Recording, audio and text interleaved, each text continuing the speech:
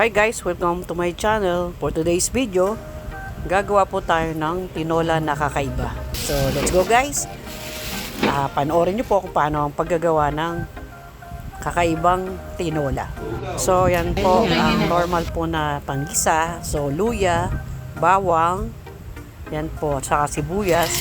Yan po ang normal na ginagawa pagka gumagawa ng tinola. So yan po, hugasan po yung manok. Ito po ay 4 kilo na manok. So madami po ito.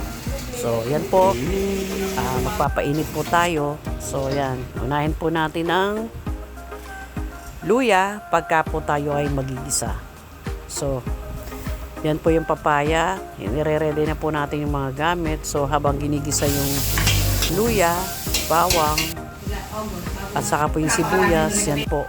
So pagka po yan nigisa na, ilalagay po natin ang manok. Yung pong manok ay kailangan po nakadrain na para hindi po siya tumutulo. So yan po, tutuyuin natin hanggang sa magsabaw po yung manok. So yan po, pagkatapos po ilagay lahat, paghahalu-haluin na po natin. Yan po guys. So una po natin ilalagay ay ang papaya.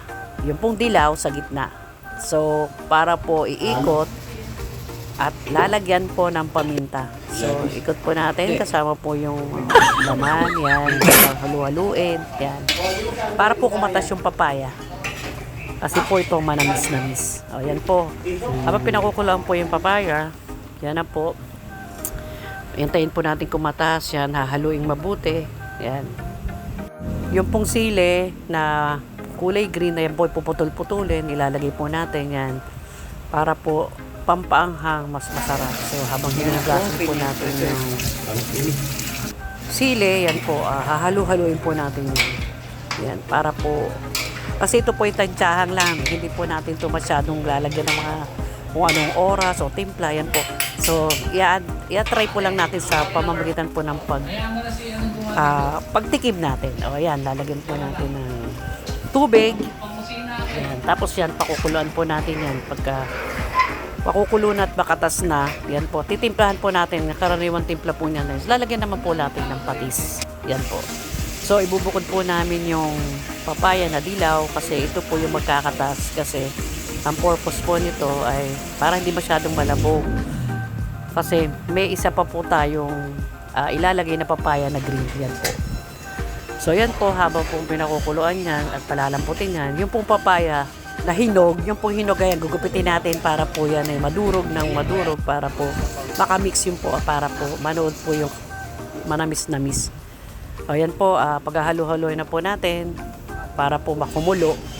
So pagkakulo po niyan, ayan na po, titikman natin tapos titimplahan pagka matabang, tapos lalagyan ng tubig pagka medyo tuyo. Ngayon po yan po ay inaalis po namin yung mantika kasi sobrang dami. So syempre para po baka ano po dun sa mga high blood na makabawas po, syempre para po healthy yung ating niluluto. So yan po, pagka medyo makulo na, luto na, lalagay po yun sa ibabaw yung pechay. So papaikot nyo po yan, itayin nyo po yung lumambot kasi luto na po yan. So ang susunod po niyan ay ipapaibabaw po natin yung tinatawag nating dahon ng sili. So, pagkatapos po nito, pakukuluan na po natin. Pagkakulo po nito, yan na po. Pwede na po nating iserve. Yan po ang kakaibang tinola, guys. Thanks for watching, guys. Special thanks po kay Ate Roda, kay Kuya Oscar, kay Kuya Ding at kay Kuya Joshua. Thanks for watching guys.